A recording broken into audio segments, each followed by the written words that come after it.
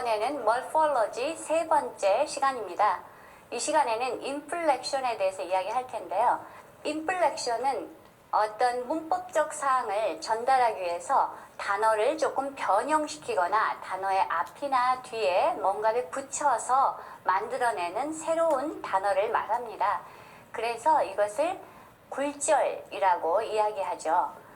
어떤 내용을 전달하냐면요. 시제나 상에 대해서 이야기합니다. 그래서 시제는 과거냐, 현재냐, 미래냐 하는 것이고요. aspect, 양상은 이것이 완료형인지 아니면 진행형인지 아니면은 습관적으로 하는 것인지 하는 것에 관련된 것입니다. agreement는 주어와 동사 간의 어떤 일치성을 이야기하고 있습니다. 마지막으로 pluralization, 복수형을 어떻게 만들 것인가 하는 것도 inflection에 해당이 되는데요. 이것은 네 번째 시간에 설명을 해드리도록 하겠습니다. inflection이라고 하면은요, 문법적인 내용을 전달하기 위해서 변화되는 단어이기 때문에 이것은 문장 속에서 변화가 일어나는 거예요. 그래서 이걸 다시 말해서 syntactic word formation이라고 말합니다. 문장 속에서 단어가 형성된다 라는 뜻이죠. 플레미시 사인 랭귀지의 예시를 들어서 어떻게 tense, 시제가 전달되는가 한번 보도록 하겠습니다.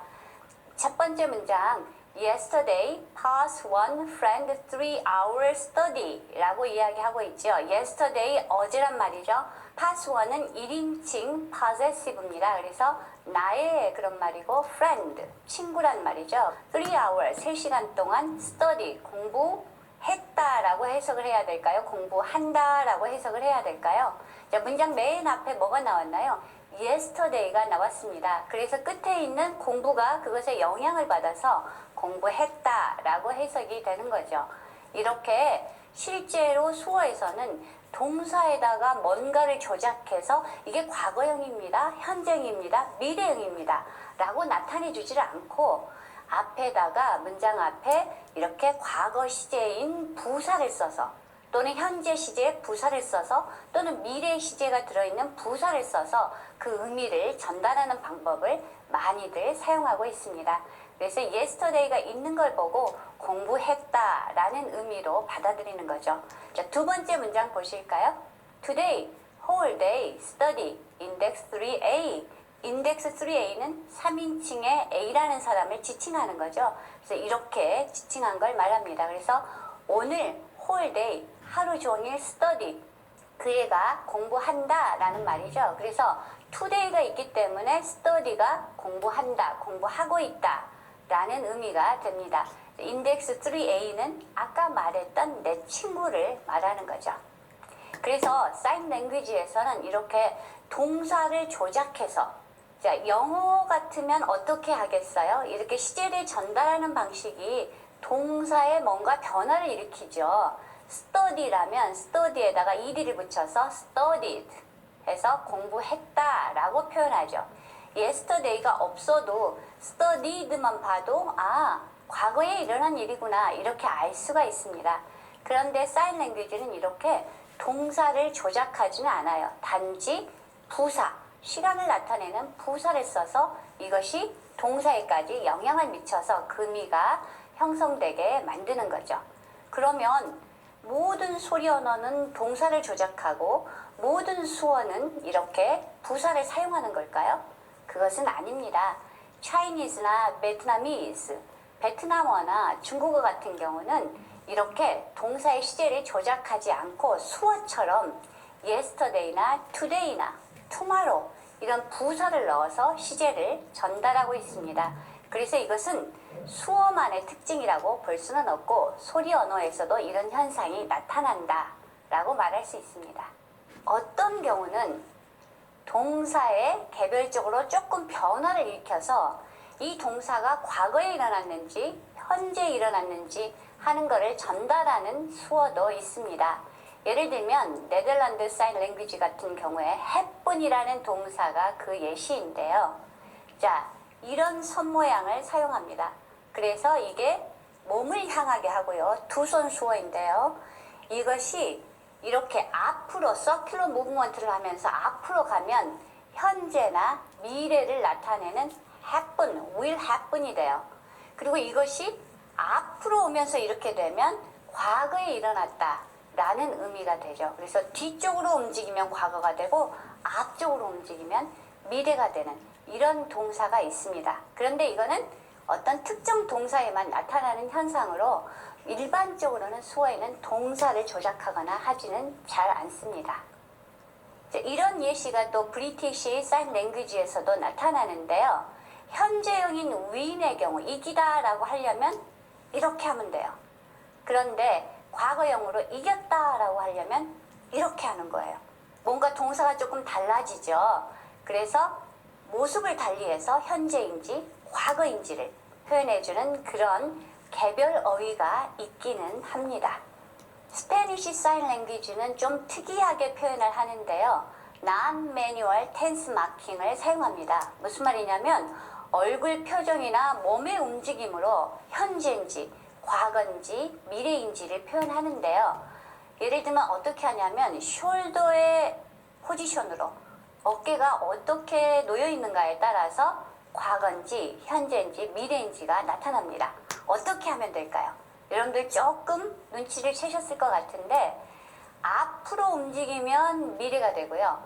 뒤로 움직이면 과거가 되고 반듯하게 있으면 현재가 됩니다. 좀 특이한 표현이죠. 모든 동사에 이렇게 적용을 해요. 그래서 사랑하다라고 표현을 하면서 앞으로 이동하면 미래에 will love가 되고 뒤로 가면 loved, 사랑했다라는 말이 되고 그 다음에 반듯하게 있으면 love, 현재형이 되는 거죠. 그래서 모든 동사가 이렇게 움직인다. 특이한 어떤 예시가 되겠습니다. 이제 aspect로 갈 텐데요. 양상입니다. 어떠한 형태로 반복되는지 아니면 이게 늘 습관적으로 하는 건지 현재 진행되고 있는 건지 이미 끝난 일인지 등을 전달하는 것이 aspect인데요. 예를 들어서 아메리칸 사인 랭귀지에서는 aspect를 어떻게 전달하는지 보도록 하겠습니다. look at 하면은 자, 요렇게 하는 게 look at이에요. 눈으로 이렇게 보는 거죠. 자, 그런데 habitual, 습관적으로 하는 경우를 어떻게 표현하냐면 두 번 해요.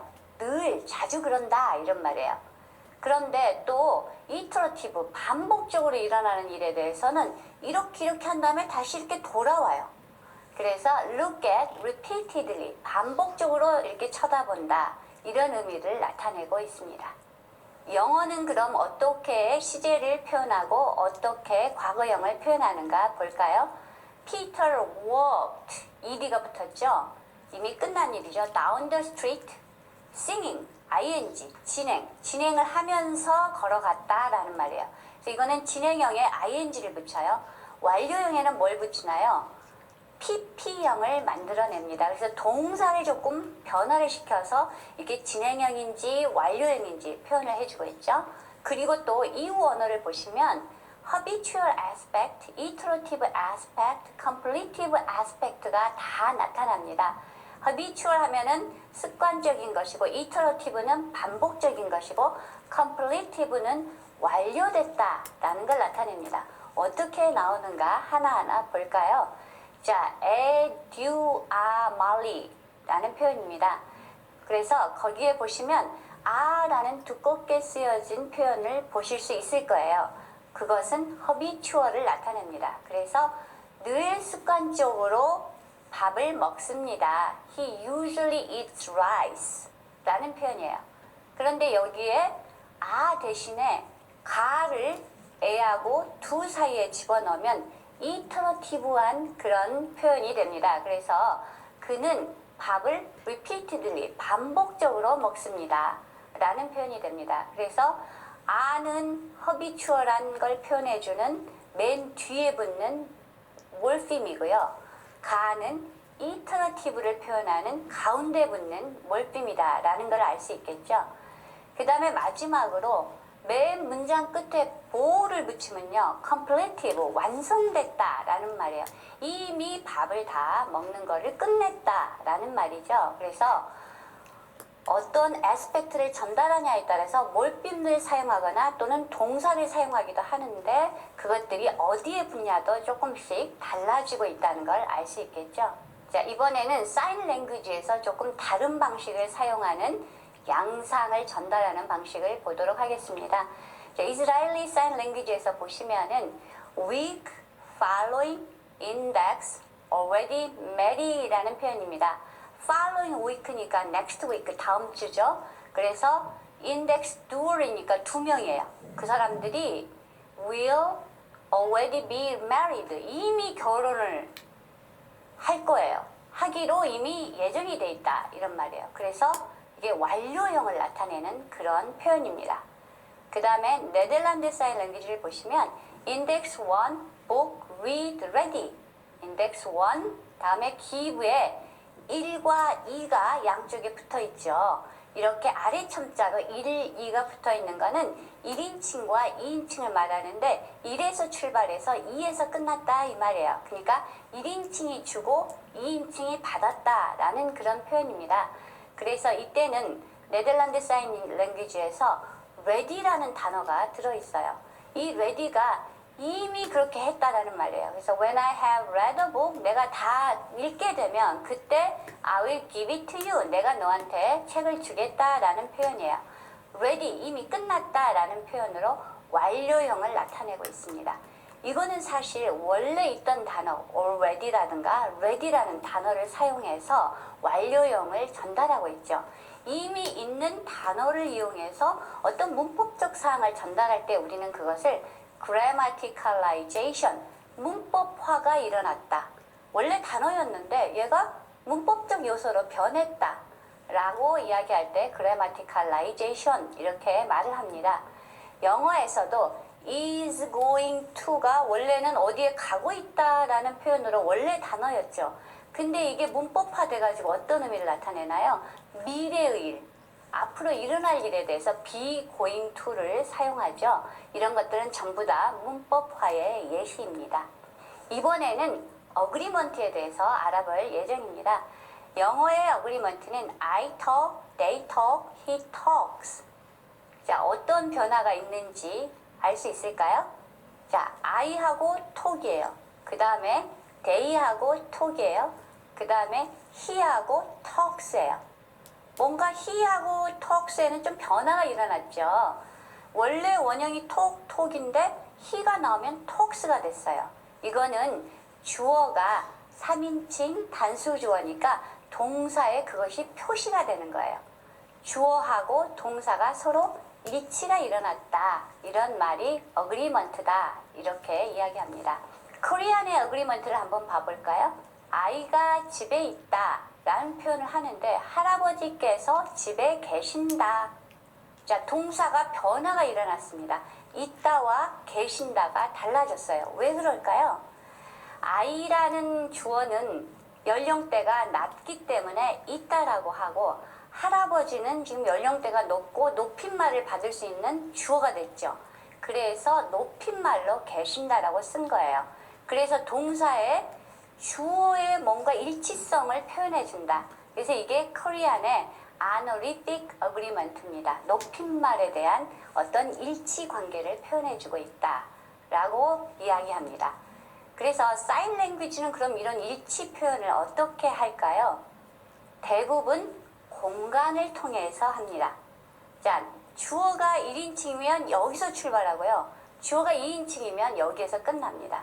주어가 2인칭이면 여기서 출발하고요. 목적어가 3인칭이면 여기서 끝납니다. 그래서 이렇게 이동을 해주면 2인칭에서 3인칭으로 그런 일이 일어났다라는 표현이 되죠. 그런데 모든 동사가 이렇게 공간을 활용할 수 있느냐? 그것은 아니에요. 공간 동사가 정해져 있습니다. 그래서 일치 동사나 공간을 활용할 수 있는 공간 동사가 정해져 있다라는 거 꼭 이렇게 주어냐 목적어냐를 표시하지 않는 그런 동사가 대부분인데 일치를 표시하는 동사가 따로 있고 공간에서 어떤 위치를 표시해주는 그런 동사가 따로 있습니다. 지금까지 연구된 바에 따르면 수어가 모두 다 공간을 사용하는 것은 아니지만 어그리먼트는 대부분 공간을 사용해서 이루어지고 있다라고 밝혀지고 있습니다. 자, 스페니쉬 사인 랭귀지를 보실까요? 자, 보시면 첫 번째로 인덱스 3A. 자, 이게 3인칭의 A라는 사람이에요. 그 다음에 인덱스 1, 나예요. 그 다음에 시블링 B매요. 자, 여자 형제라는 말이죠. 그래서 나의 여자 형제라는 말이죠. 그런데 그 애가 인덱스 3인칭 A예요. 나의 여자 형제인데 걔를 먼저 공간에다 표시를 해두는 거예요. 인덱스 3A를 통해서요. 그래서 내 여자 형제가 여기 있어 라고 말하고 있죠. 그 다음에 일을 한다 라고 이야기하고 로여다. 그래서 내 여자 형제가 로여다 라고 이야기를 하고 있습니다. 그래서 인덱스하고 이미 여기 이렇게 공간을 마킹하면서 어그리를 하고 있죠.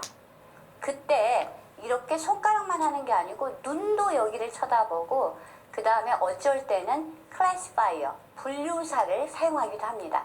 그 애가 어떤 모습인가. 사람이면 이렇게 표현을 하고요. 이게 물건이고 책이면 이렇게 표현을 하고 그 다음에 이렇게 긴 막대 같은 것이면 이렇게 표현을 하기도 합니다. 자, 그래서 어떻게 어그리먼트가 전체적으로 표현이 되는가 한번 보시겠습니다. 네덜란드 사인 랭귀지의 예시를 보겠습니다. 인덱스 2, 인덱스 1, want, book, to, give, one 이렇게 되어 있죠. 인덱스 2란 말은 2인칭, 그 다음에 인덱스 1이란 말은 1인칭이죠. 그래서 인덱스 2가 인덱스 1에게 자, want, 원하다, book, 책을 해놓고 2가 1에게 라고 give를 이렇게 표현하고 있어요. 그러니까 네가 나에게 책 주기를 원한다 라는 의미가 됩니다. 이 동사가 벌써 인덱스 2에서 인덱스 1으로 이동함으로써 누가 누구에 하는지를 정확하게 보여주고 있어요. 이거를 바로 agreement verb, 일치 동사라고 이야기합니다. give는 대부분의 언어에서 수어에서 일치 동사에 해당됩니다. teacher, index 3a. 선생님이라고 하고 나서 index 3a 여기다 공간을 찍어둡니다. 그리고 student, index 3b. 학생이라고 하고 나서 여기에 공간을 표현해주죠. 그러고 나서 call이라고 하면은 3a가 3b에게 불렀다 라는 의미가 되죠. call 앞에 3a가 먼저 표현이 되고요. call 뒤에 3b가 아래 첨자로 표현이 되어 있습니다. 그 말은 무슨 말이냐면 여기서 이 사람을 불렀다, 부른다 이런 표현이 되죠. 그래서 결국 누가 누구를 부르나요? 선생님이 학생을 부른 셈이 됩니다. The teacher calls the student 라는 의미로 사용되고 있습니다. 자, 소리 언어에서 얼마나 자세하게 어그리먼트가 이루어질까요? 아까 우리가 본 영어의 예시는 I talk, they talk, he talks 할 때 talks 스 부분만 하나만 어그리먼트가 이루어졌죠. 그런데 어떤 언어는 언어에 따라서 굉장히 어그리먼트가 자세하게 일어나는 그런 현상들이 있습니다. 예를 들어서 이태만 같은 경우를 한번 봐볼까요? 자, 첫 번째 1인칭 싱귤러가 나와 있습니다. 나이고 그 다음에 단수니까 나를 가리키죠. 그 다음에 see, 보다가 있고요. 그 다음에 두 번째 요소는 second singular object라고 되어 있어요. 그 말은 2인칭 단수 목적을 한 뜻이에요. 그래서 이거는 너라는데 단수인 사람이 목적어가 되어 있다는 것까지 표시를 하고 있죠. 이런 경우는 몰빔 자체가 목적어일 때와 주격일 때가 전부 다 다르게 나타납니다. 그래서 이 언어는 C라는 단어 앞 뒤에 붙여서 누가 주어인지 누가 목적어인지를 다 표현해주고 있어요. 그래서 따로 주어나 목적어를 표현하지 않고도 동사 앞뒤에 뭐가 붙었는가만 보면 이 언어에서는 다 해결이 되어버립니다.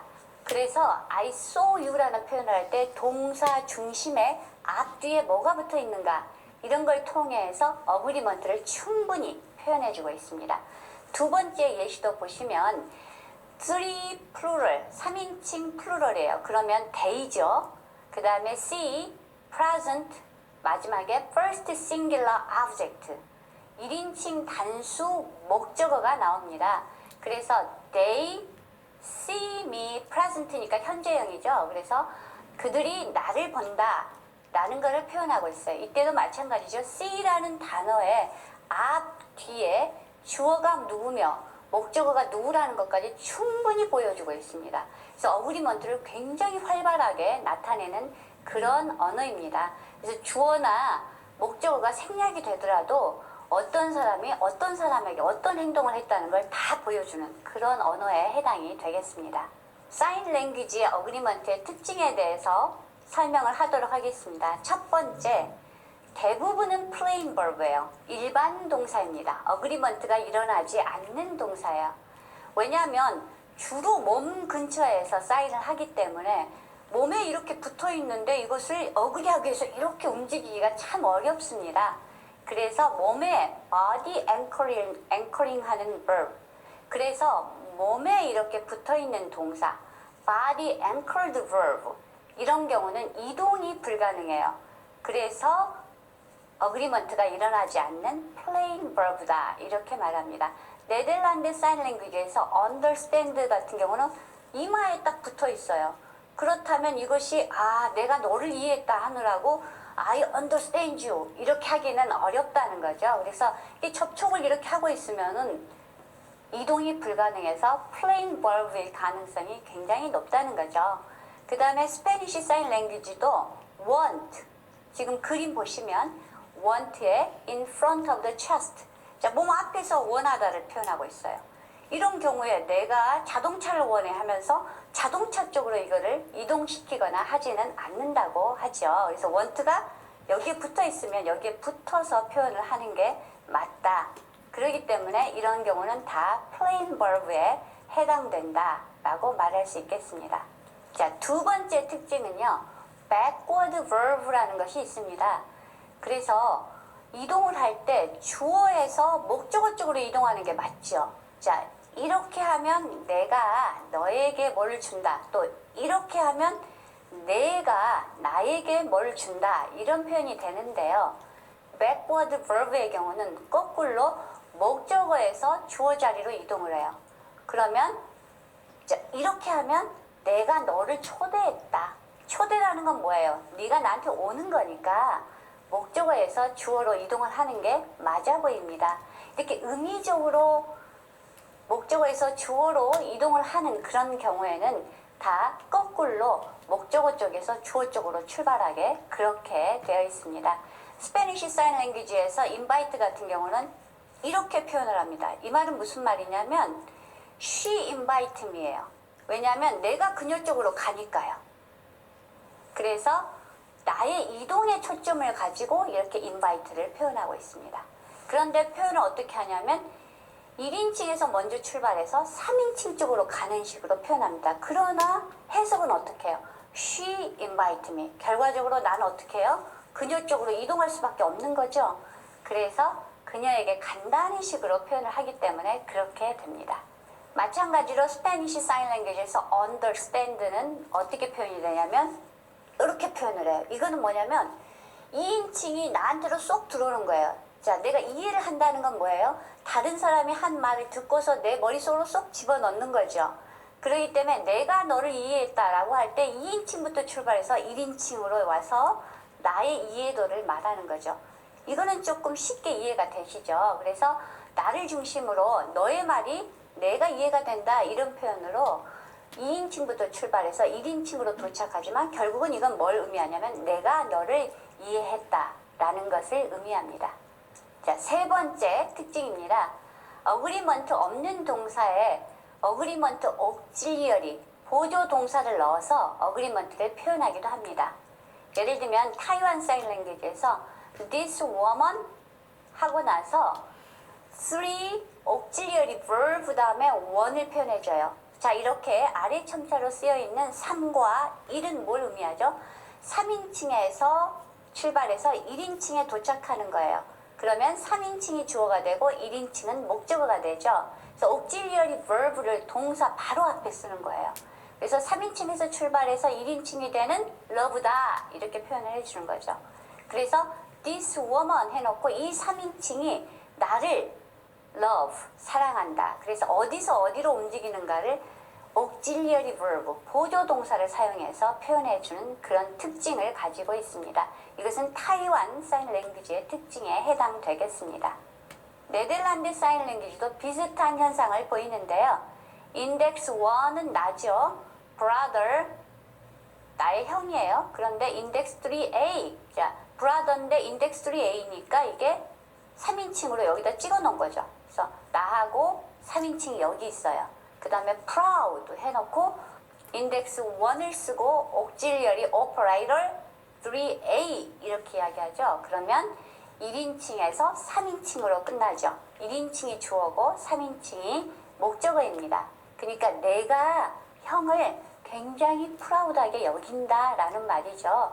나를 먼저 표현하고 형을 여기다 해놓고 auxiliary verb를 통해서 이렇게 움직여주면 프라우드라는 동사가 어디서 어디로 간다 라는 것을 알 수 있도록 그렇게 표현합니다. 그래서 타이완 사인 랭귀지와 네덜란드 사인 랭귀지는 이렇게 auxiliary verb나 auxiliary operator를 사용해서 출발점과 도착점을 나타내서 동사마다의 그 동사가 주어가 누구고 목적어가 누군가를 표현해주는 특징을 가지고 있습니다. 네, 이 시간에 키워드 보면서 전체적으로 종합하겠습니다. tense, 어떻게 시제를 나타내는가? 수어는 시제를 그렇게 동사를 조작해서 쓰는 방법이 많지가 않다. 대부분이 부사를 넣어서 이게 어떤 시제인가를 나타낸다라고 이야기했습니다.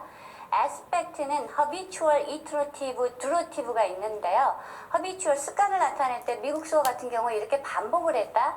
iterative는 이렇게 다시 돌아오는 동작을 넣어서 반복한다라는 것을 보여줬다. 듀러티브는 또 어떻게 이게 지속되는가 하는 것을 보여주고 있다 하는 것들이 있었고요. 어그리먼트에서 실제로 수어는 plain verb가 있고 agreeing verb가 있습니다. 전혀 주어나 목적어를 표현하지 않는 plain verb가 있고요. 또 이 동사 안에 어떤 것이 주어고 어떤 것이 목적어인가를 보여주는 agreeing verb가 있었습니다.